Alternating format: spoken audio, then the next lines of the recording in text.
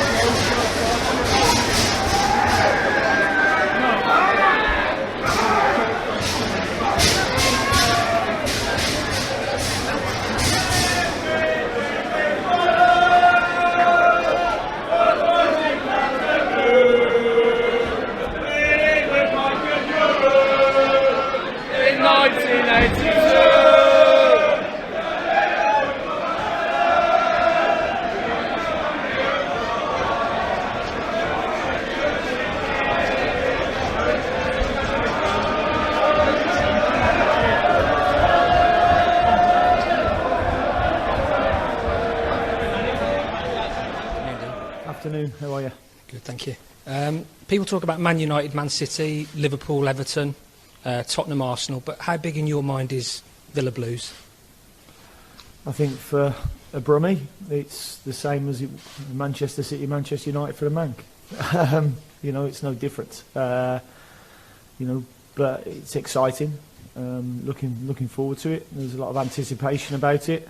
But it's just a game to go and win 3 points. We have to go and perform very well against the Birmingham City team that's been hard to beat this season so far, and put in a performance like we have done over the last 4 or 5 games since I've been here, and hopefully then get the result. Fans and players of a certain generation point to the West Brom game as being their main game. For you, is it still Villa Blues? To be honest, I think it's both of them really. I mean, probably when I was growing up as a supporter for Villa, I think West Brom were probably the team that was up there challenging under Ron Atkinson at the time. So that was more of the challenging team against Aston Villa. But obviously the rivalry, being just each side of the city and from the same city, has always been there. There's a period where they haven't played against each other for a long time and they went in separate ways. And I think Birmingham then getting promoted to the Premier League and playing Villa again, reignited a little bit of a big rivalry that was there. And being a second city derby, it's exciting. It's something to look forward to. And I just want it to be a good sporting rivalry. There's been the 5-1. There's the Gary Cahill overhead kick. Gabby Agbonlahor's heroics. Have you got one moment from the Blues derby that you remember that you can pinpoint as your sort of favourite memory? I think the one in the 80-81 season for me. David Geddes deputising for Peter Wither, I think he was on the day, and scored 2 and Gary Shaw scoring the other. And I was fortunate enough to play with Gary Shaw at the end of his career at Walsall. So, that was the one that probably sticks in my mind. I'm sure you'll be a picture of total concentration during the 90 minutes, and you've actually spoken about emotional control for the players. But Will there be any moment where you can kind of soak up the atmosphere in the 90 minutes? No more so than any other game. I can honestly say that, you know, I want to win every game that we go into. And I've said yesterday, I'm not obsessed with beating Birmingham City. I'm obsessed with winning every game we go into. You know, that's what our expectation is. That's what my expectation is. And that expectation was no different when I was at Brentford as well. You know, you've got to have a winning mentality if you want to be successful. And, you know, that's what our mentality is, whether it's Birmingham City, Derby County, Nottingham Forest or whoever we play. As a football contest, what are you expecting of Birmingham City? Well, we've already played them once this season at Brentford in a 1-1 draw. They sit very deep at times. They don't have an awful lot of possession, but they're very difficult to break down. They're very organised. They all know their jobs, and they're very much a counter-attacking team. They've got 2 informed players at the moment in Adams and Jutkovic who have been scoring goals quite regular. You know, and we have to be on our game to win the game. I went to watch them at Derby the other week and they took the lead. But Derby passed the ball very well on the day and created, you know, a few opportunities before they actually scored their first goal and, you know, deservedly went on and won the game then. You know, we've got to take an awful lot of what Derby did in that game into our game on Sunday. The likes of Jedinak, Whelan, Lansbury haven't played a great deal, but how much will their know-how play a key role this week in terms of sort of dampening down that hype? I think the experience that we've got within the squad anyway, they understand. There's a lot of them who've already played, you know, in this fixture already, so they know what it's about and what it will mean. But as I said, it's emotional control and discipline is key. You know, not just discipline individually, but tactically as well. You know, sticking to our game plan, what we believe can cause Birmingham City problems, and taking that into the game. Yannick Bolassi's obviously had good cameo performances so far. How close is he to a start, and how much is he in your mind ahead of the derby? Yeah, very much so. I mean, he made the impact that I've wanted our substitutes to make the other week at Derby. You know, created the first goal with a super ball for John McGinn, and looked a constant threat, and he's done that in recent weeks coming off the subs bench. You know, so he's certainly in my thoughts for the starting 11 on Sunday, but you know, there's a lot of other players who are doing well as well. You know, Jonathan Codger's been playing out left at the moment, and you know, he's had a number of chances, and if he keeps getting them chances, you know, he'll be walking off with a match ball soon. You gave an update yesterday on McGinn, Chester and Taylor. Is there any further progress on those? Taylor and Chester have both trained fine. I'm leaving John McGinn for another 24 hours and just have a look at him tomorrow and see how he is. But Chesney and Tails are both fine for the game. Very finally from me, Jack Grealish's hero as a kid was Gabby Agbonlahor. We all know what he did in the Birmingham derby. How much would it be good for Jack to sort of take on that mantle as the local kid who beats the rivals? Well, it was nice to see him keep his discipline and not get cautioned against Derby, which would have seen him miss this fixture. You know, but he'll be looking forward to it, and you know, he's just got to keep performing the way he's been performing. You know, he played really well against Bolton, scored a good goal, and he was excellent at Derby. And that's not just him going forwards, but defensively as well. He's really taking on a lot of the things that we're coaching.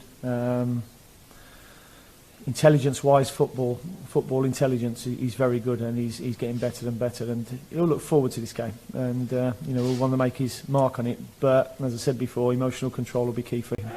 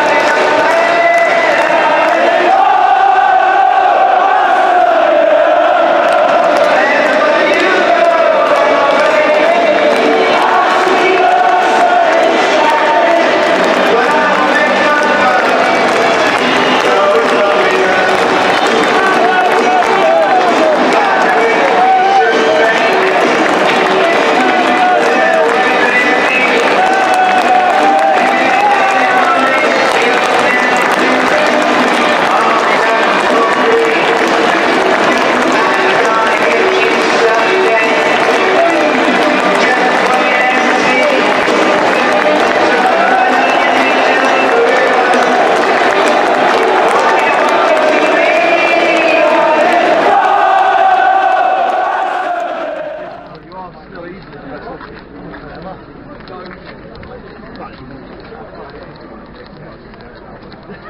tell her that then.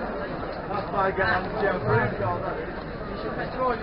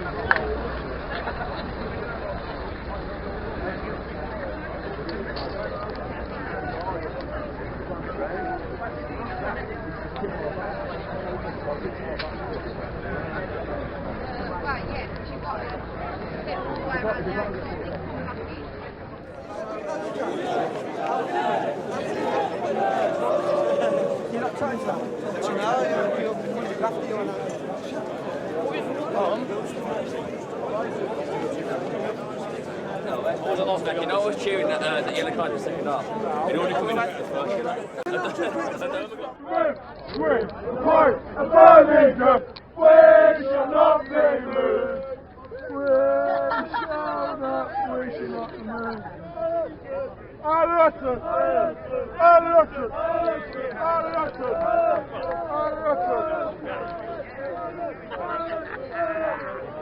Probably worse nightmare, eh? You know when I woke up at 5 o'clock this morning worrying, it's because I was going to score the winner. They're Scottish Cafu! They're Scottish Cafu! They must be shit if they can score against you. Mate, to be fair, mate, that's probably our goal of the season, to be fair. Mate, he hasn't done for him, then he's just had his up. Fair enough.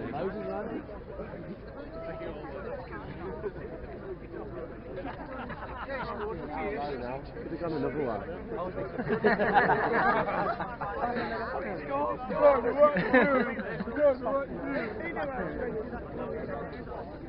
It's been there for 4 hours.